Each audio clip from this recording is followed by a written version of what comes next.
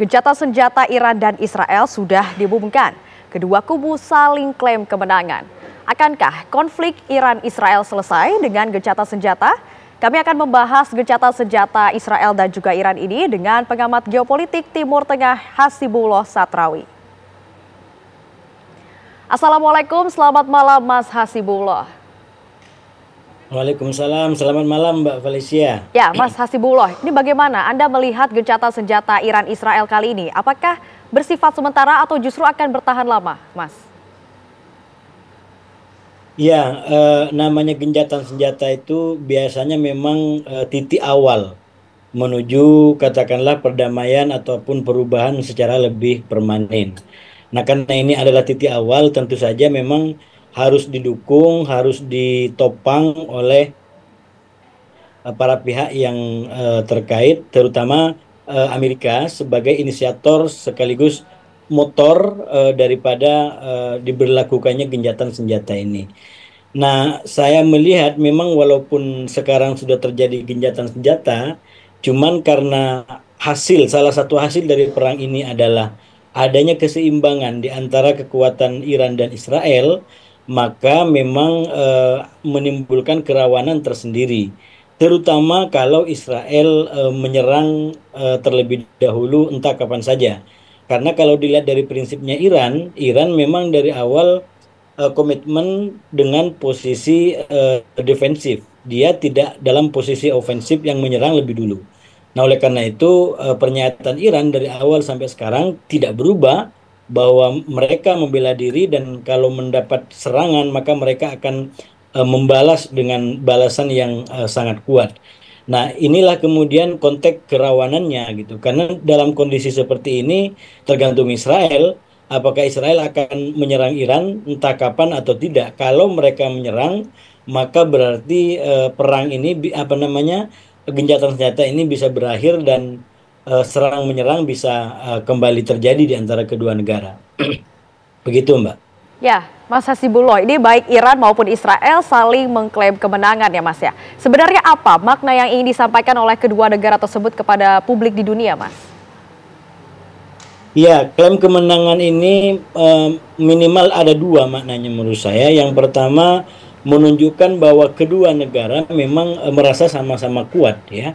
Dan seandainya Presiden Trump tidak dengan sangat kuat memaksa keduanya untuk gencatan senjata, mungkin mereka tidak gencatan senjata. Karena memang sekali lagi mereka merasa kuat dan masih sanggup untuk melakukan perang lebih keras gitu. Nah, makna yang kedua menurut saya ini menunjukkan bahwa adanya keseimbangan di antara kedua belah pihak di dalam mengarungi peperangan ini. Walaupun ini catatan saya, kalau dilihat dari hasil maka sebenarnya kedua belah pihak tidak ada yang berhasil mencapai tujuannya. Katakan Israel yang memang melakukan serangan ini tujuannya adalah ingin menghancurkan program nuklir atau bahkan sempat disampaikan ingin mengubah rezim. Mengubah rezim sudah pasti tidak terjadi, menghancurkan program nuklir itu menjadi klaim sepihak termasuk dari Amerika. Karena kalau bagi Iran dan itu terkonfirmasi oleh hal-hal terkait dengan nuklir di lapangan bahwa serangan yang dilakukan Israel bahkan Amerika sekalipun pada tanggal 22 Juni kemarin tidak menghancurkan uranium yang diyakini akan mengembangkan nuklir yang ada menjadi senjata gitu. Jadi itu bukti secara faktual bahwa memang tidak ada tujuan yang dicapai baik oleh Amerika maupun oleh Israel. Sebaliknya saya melihat dari sisi Iran pun tujuannya sebenarnya tidak tercapai juga kalau mau dibaca secara fair gitu. Karena sebagai negara yang diserang, tentu saja tujuannya Iran adalah mempertahankan negaranya dari serangan-serangan yang ada dan itu tidak berhasil sepenuhnya, banyak tempat yang kena serangan walaupun memang keberhasilannya Iran karena berhasil menembus sistem pertahanan Israel. Nah, dalam konteks ini kita bisa membacanya Iran dengan Israel sama-sama tidak berhasil mencapai tujuan masing-masing, tapi Iran memenangi persepsi, memenangi dalam bentuk mengimbangi kekuatan di antara Iran dan Israel, terutama dalam konteks pertahanan atau menjebol pertahanan Israel. Dan itulah menurut saya kemenangan Iran. Jadi kemenangan Iran bukan menang dalam pengertian tidak bisa menangkal serangan Israel, itu jelas apa namanya, lolos banyak serangannya dan banyak banyak Ya, korban timbul di Iran termasuk ahli-ahli nuklirnya gitu. Cuman keberhasilan Iran adalah keberhasilan mampu menembus sistem pertahanan Israel yang selama ini dimitoskan ya, atau diwacanakan, baik. didengungkan itu berlapis. Dan inilah yang akhirnya Ya, mengubah baik. peta kekuatan di Timur Tengah dan akan menentukan ke depan di antara Iran dan Israel. Ya, baik, Mas Hasibuloh. Kira-kira bagaimana dampak gencatan senjata terhadap kondisi Timur Tengah? Namun jangan dijawab terlebih dahulu, Mas. Kami akan kembali usai jeda berikut. Tetaplah bersama kami. Terima kasih Anda masih menyaksikan Kabar Utama. Pemirsa, kami akan melanjutkan dialog dengan Mas Hasibuloh Satrawi selaku pengamat geopolitik Timur Tengah. Ya, Mas Hasibuloh, ini berbicara konteks Timur Tengah. Bagaimana dampak gencatan senjata terhadap kondisi Timur Tengah itu sendiri, baik itu dari jangka panjang maupun jangka pendek ya, Mas? Ya, jangka pendek menurut saya Timur Tengah bisa pelan-pelan kembali dalam situasi normal dan walaupun disampaikan oleh Presiden Trump bahwa ini ada kemungkinan bisa terjadi perang lagi, kita harapkan genjatan senjata yang ada ini bisa lebih lama, paling tidak lebih lama dari masa perang lah 12 hari gitu. Dan kemungkinan ke sana menurut saya cukup kuat kalau kita lihat dari hal-hal yang katakanlah ada di Israel, ada di Iran ataupun ada di Amerika sendiri. Cuman memang seperti yang saya sampaikan tadi, situasi ini cukup rawan, cukup rapuh karena perang 12 hari ini lalu memunculkan dua kekuatan baru yang kurang lebih seimbang atau sama-sama kuat. Jadi ini bisa kapan saja bisa menimbulkan perang.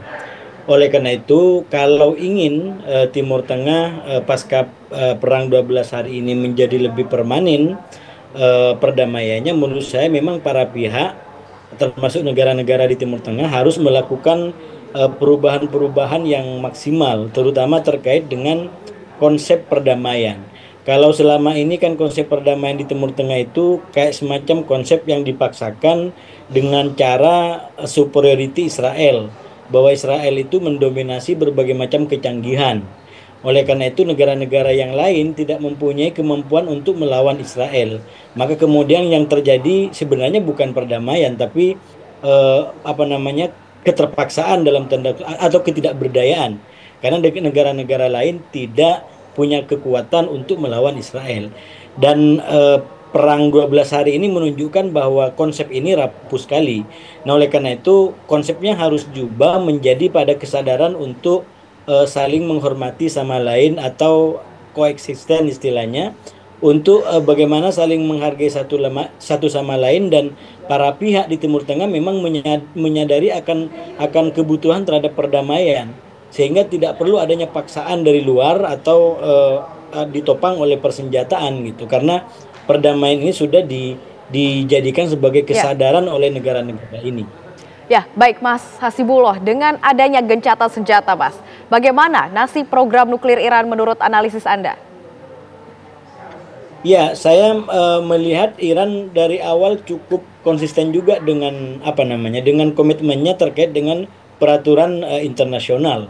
Bahkan salah satu yang ditekankan dari Iran itu memang legalitas daripada sikap yang dia lakukan, mulai dari sikap membela diri yang memang itu tidak apa namanya, tidak melanggar peraturan manapun, termasuk dalam pengembangan katakanlah program nuklir yang itu ikut di dalam ketentuan internasional yang berlaku, termasuk melibatkan katakanlah Badan Tenaga Atom Internasional untuk pendampingan ataupun pengecekan daripada program yang ada.